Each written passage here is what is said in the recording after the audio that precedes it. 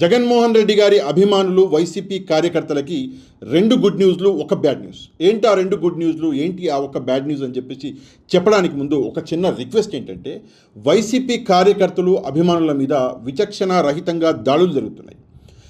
ప్రజలు, కార్యకర్తలు, అభిమానులు భయాందోళనలో బతున్నారు.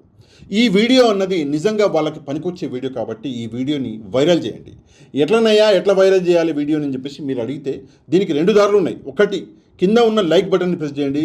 దాని తర్వాత మీ వాట్సాప్ గ్రూపులలో ఈ వీడియోని షేర్ చేయండి. ఈ రెండు దారులు ఉన్నాయి. ఈ రెండు దారులు మీరు చేస్తే ఈ వీడియో అనేది వైరల్ అయిపోద్ది. అభిమానులకి, కార్యకర్తలకి, వైసీపీ అభిమానులకి, వైసీపీ కార్యకర్తలకి ఈ వీడియో అనేది పనికొస్తుంది. ఇప్పుడు మన టాపిక్లకి, ఏంటా రెండు గుడ్ న్యూస్లు, ఏంటా ఒక బ్యాడ్ న్యూస్. మొదటి గుడ్ న్యూస్ చాలా పెద్ద న్యూస్. ఏంటి అంటే, జగన్మోహన్ రెడ్డి గారు యాత్ర అనేది మొదలు పెట్టబోతున్నారు. నిజంగానే ఈ న్యూస్ ఏ ఛానల్లో రాలేదు, ఈవెన్ సాక్షిలో కూడా ఇంతవరకు రాలేదు. మనకి ఎక్స్క్లూజివ్గా దొరికింది. ఎందుకు దొరికింది అంటే, నిన్న మనం ఒక వీడియో చేసినాము, ఏడాదొచ్చిర్రయ్య వైసీపీ నాయకులు అని చెప్పేసి కోపం మీద నేనే వీడియో చేసిన. ఆ వీడియోకి రిప్లైగా ఈరోజు ఈ ఇన్ఫర్మేషన్ అనేది నా దానికి వచ్చింది. జగన్మోహన్ రెడ్డి గారు ఒక యాత్ర మొదలు పెట్టబోతున్నారు. ఆ యాత్ర పాదయాత్ర అవ్వచ్చు, బస్సు యాత్ర అవ్వచ్చు, కాకపోతే మోస్ట్లీ పాదయాత్ర అని అంటున్నారు. ఎందుకు ఈ యాత్ర అంటే, ఎవరైతే కార్యకర్తలని కొట్టిర్రో, ఎవరైతే కార్యకర్తలని, వైసీపీ కార్యకర్తలు ఎవరైతే చచ్చిపోయారో వాళ్ళ ఇండ్లకి జగన్మోహన్ రెడ్డి గారు రాబోతున్నారు, పరామర్శించబోతున్నారు. జిల్లా అంటే డిస్ట్రిక్ట్ వైజ్గా ఆయన ప్రస్తుతం మీటింగ్లు జరుపుతున్నారు. కార్యకర్తలని, నాయకులని జిల్లా వారీగా పిలిచి ఆయన ఇంట్లో కూర్చొని ఆయన మీటింగ్లు జరుపుతున్నారు. కాకపోతే ఎందుకు ఆ మీటింగ్లు అంటే, జగన్మోహన్ రెడ్డి గారి యాత్ర కోసం. ఆ యాత్రలో నేను ఇందాక చెప్పినట్లు ఎవరైతే దెబ్బలు తిన్నారో, ఎవరైతే చనిపోయారో వైసీపీ కార్యకర్తలు వాళ్ళ ఇండ్లకి వచ్చి జగన్మోహన్ రెడ్డి గారు పరామర్శిస్తారు. దాంతోపాటు ఒక ప్రజా ఉద్యమాన్ని ఒకటి మొదలు పెట్టాలని చెప్పేసి జగన్మోహన్ రెడ్డి గారు ఆలోచిస్తున్నారు.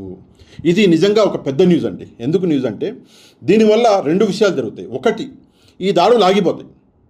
రెండో విషయము, ఎవరైతే కార్యకర్తలు ఎవరైతే డిసప్పాయింట్ అయి ఉన్నారో ఆ కార్యకర్తలకి ఒక కొత్త జోష్ అన్నది వస్తుంది. ఈ రెండు చాలా అవసరం ప్రస్తుతం. ఎందుకంటే కొన్ని రోజుల నుంచి పార్టీలు, కార్యకర్తలు నిజంగానే చాలా బాధలు అనుభవిస్తున్నారు.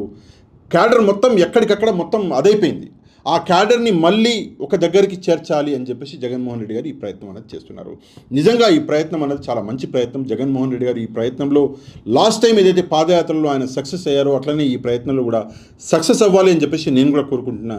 ద మీడియా రిపోర్ట్ దీనికి సపోర్ట్ చేస్తుంది. రాబోయే రోజులలో తప్పకుండా ఇంకా పెద్ద లెవెల్లో నేను పర్సనల్గా కూడా సపోర్ట్ చేస్తా జగన్మోహన్ రెడ్డి గారికి. ఇదొకటి. రెండో గుడ్ న్యూస్ ఏంటి అంటే, చాలా చోట వైసీపీ కార్యకర్తల్ని కొట్టారు, చాలా చోట కేసులు పెట్టారు. ఫస్ట్ కేసులు పెట్టిన వాళ్ళ గురించి మాట్లాడదాం. వైసీపీ కార్యకర్తల మీద కేసులు ఏదైతే పెట్టిరో ఆ కేసులకి పోయి కోర్టులో వాదించడానికి, కోర్టులో ఖర్చు పెట్టడానికి కార్యకర్తల దగ్గర డబ్బులు ఉండవు.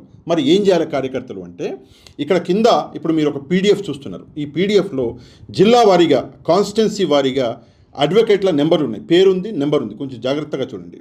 మీరు ఏం చేయాలంటే, మీ మీద ఒకవేళ టీడీపీ వాళ్ళు కానీ, కూటమి వాళ్ళు కానీ కేసు పెడితే, మీరు మీ జిల్లాకి సంబంధించిన, మీ కాన్స్టిట్యున్సీకి సంబంధించిన లాయర్ గారి పేరు ఇక్కడ రాసి ఉంది.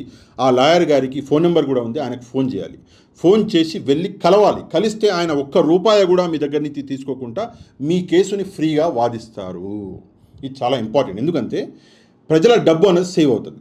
కొంతమంది అయితే లక్షలు ఖర్చు పెడతారు. ఇప్పుడు నా మీద 2 కేసులు పెట్టిన వాళ్ళు, ఇంకో కేసు పెట్టారు, ఇంకో కేసు పెట్టారు. ఇప్పుడు నేనేం చేస్తున్నా అంటే, కోట్లకి తిరగడము, డబ్బులు ఖర్చు పెట్టడము అది జరుగుతుంది. కాకపోతే ఇక్కడ కార్యకర్తల డబ్బు అనేది సేవ్ అవుతుంది. మీరు జస్ట్ ఆ లాయర్ గారికి ఫోన్ చేయాలి, వెళ్ళి కలవాలి. ఆయన మొత్తం మీ కేసు అనేది హ్యాండిల్ చేస్తాడు, మీ దగ్గర నుంచి డబ్బులు తీసుకోడు. కాకపోతే కొంతమంది వైసీపీ కార్యకర్తల్ని కేసులు కాదు కొట్టిర్రు.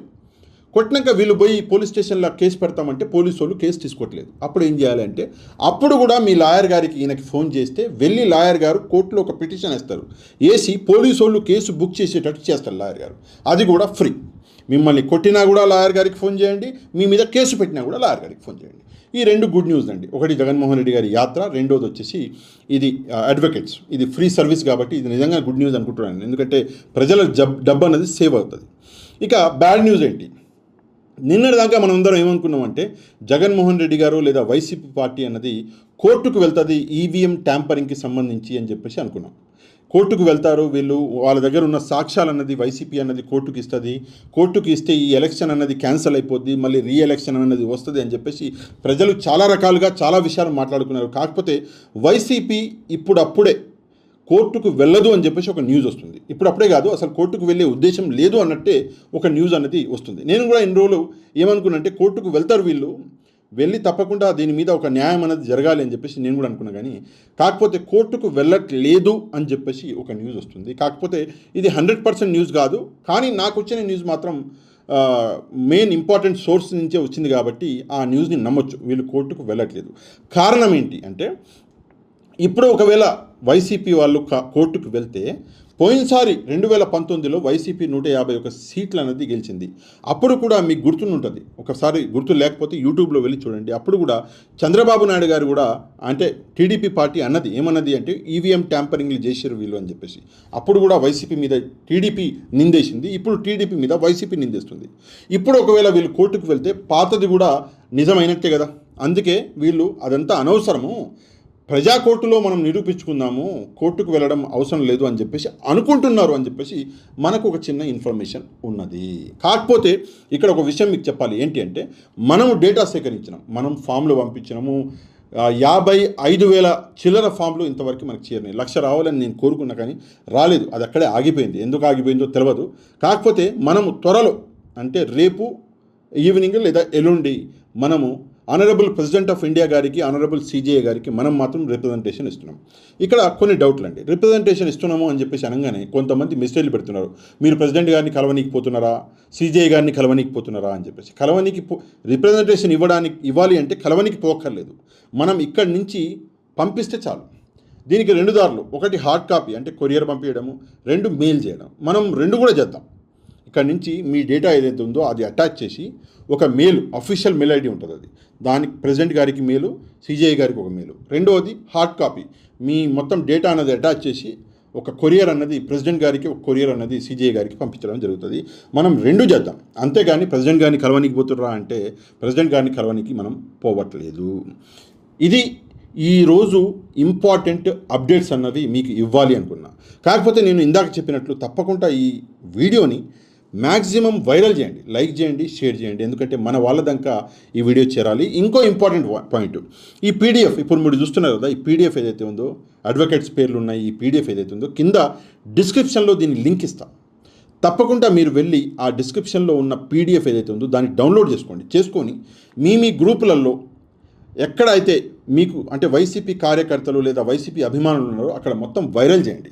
ఆ పీడిఎఫ్ వైరల్ అవ్వడం వల్ల ఏమవుతుందంటే కార్యకర్తల డబ్బు అనేది మిగులుతుంది. అందుకే ఇది చాలా ఇంపార్టెంట్ పాయింట్ కదా, కార్యకర్తల డబ్బు అనేది మిగిల్చాలి ఒకటి. రెండో విషయం ఏంటంటే, ఎవరైతే అడ్వకేట్స్ వైసీపీ ఇదైతే లీస్ట్ ఉందో వైసీపీ హైర్ చేసుకుని, ఈ అడ్వకేట్స్ అన్నారు వీళ్ళందరూ క్వాలిఫైడ్ అడ్వకేట్స్. అందుకే తప్పకుండా మనకు న్యాయం జరుగుతుంది. మిమ్మల్ని తిప్పించుకోవడాలు, మీ డబ్బులు ఖర్చు పెట్టించుకోవడాలు ఇవన్నీ ఉండవు. ఈ ఖర్చు మొత్తం పార్టీ అన్నది, అంటే వైసీపీ పార్టీ అన్నది భరిస్తుంది. కాబట్టి మీకు ఎట్లాంటి ఇబ్బందులు లేకుండా మొత్తం అడ్వకేట్లే చూసుకుంటారు. అందుకే కింద ఉన్న పీడిఎఫ్ని మీరు ఒకసారి క్లిక్ చేస్తే పీడిఎఫ్ అన్నది వస్తుంది.